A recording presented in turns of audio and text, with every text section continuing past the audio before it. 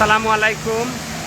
Italy থেকে এই মুহূর্তে আমি সৈয়দ শাহেদ আলী। আপনারা সবাই পুরো ভিডিওর সাথে থাকবেন এবং পুরো ভিডিও দেখে আপনার মন্তব্য করবেন। ইতালি থেকে চলতি মাসে কয়েক শত মানুষ বাংলাদেশে গিয়েছেন। ইতালি থেকে এবং ইউরোপের বিভিন্ন দেশ থেকে হাজার হাজার মানুষ বাংলাদেশে যাবেন। আমি হয়তো নতুন আগামী 2 বছর পরে 2025 সালের শেষের দিকে আমিও চলে যাব এমন সময়। ইতালি থেকে এমন সময় দেশে যাওয়ার কারণ হচ্ছে, আপনারা জানেন আগামী 2 থেকে 3 মাস খুব বেশি ঠান্ডা থাকবে।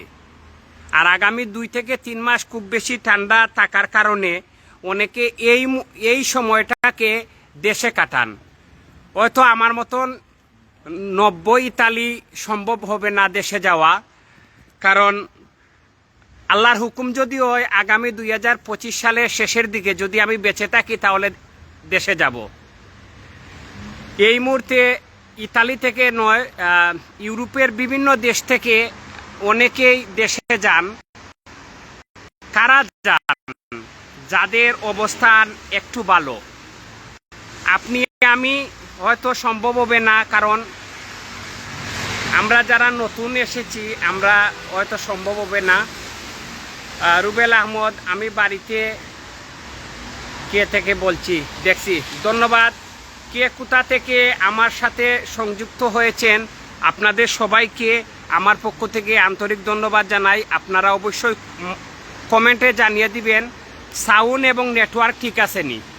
কমেন্টে জানাবেন সাউন্ড এবং নেটওয়ার্ক ঠিক আছে নি। আমরা বাংলাদেশ থেকে যারা ইতালির মতো এই সুন্দর দেশে যারা এসেছি, যাদের স্বপ্নের ইতালি সুন্দর এবং আগামীর উজ্জ্বল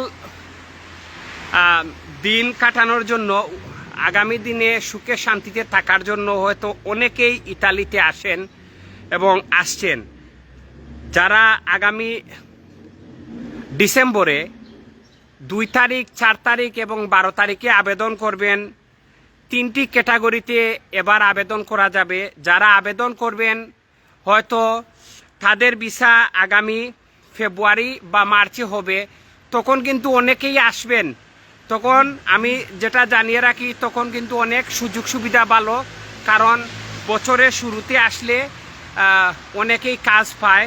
যাদের ডকুমেন্ট তৈরি হওয়ার আগে অনেকে কাজ পায়, কিন্তু যদি বছরের শেষের দিকে অর্থাৎ জুন, জুলাই, আগস্টে আসে অনেকে, তাদের জন্য কাজ পাওয়াটাও কঠিন, প্লাস খুব বেশি ঠান্ডা থাকে।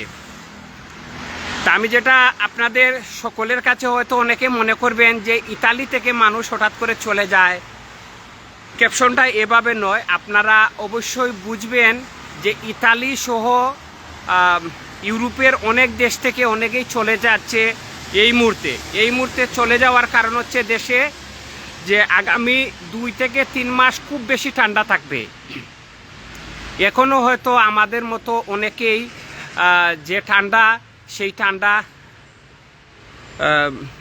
সহ্য করা হয়তো কষ্ট, কারণ আমরা সকালে যারা কাজে যাই প্লাস সন্ধ্যায় কাজে যাই, আমাদের অনেকটা যে বাতাস এবং ঠান্ডা। আর আপনারা দেখেন যে এই যে ওয়েদারটা আছে, হয়তো সিলেটি চ্যানেলও আমি এই মুহূর্তে সিলেটি ভাষায় হই, যে আপনারা এই আবহাওয়াটা দেখুন, যে আবহাওয়াটা এখানে কোনো রোদ নাই। এখন দিন 3টা, 3:30 বাজে, কিন্তু কোনো রোদ নাই। আজ 3 থেকে 4 দিন ধরে খুব বেশি মেঘ।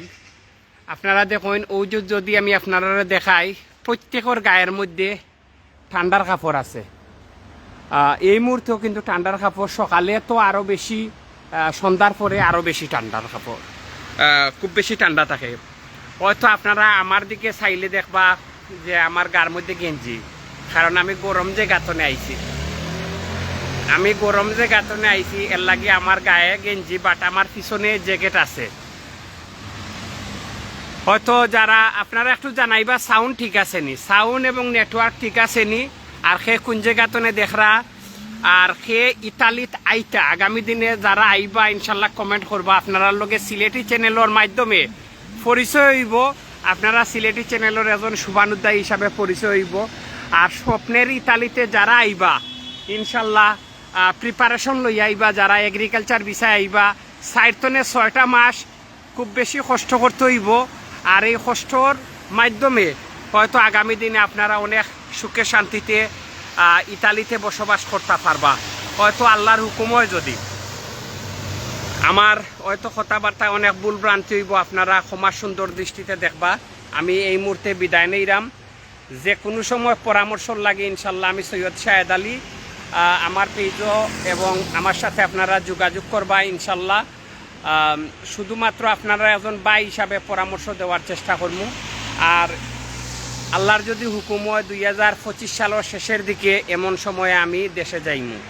বালা থাকুন। আসসালামু আলাইকুম ওয়া রাহমাতুল্লাহ।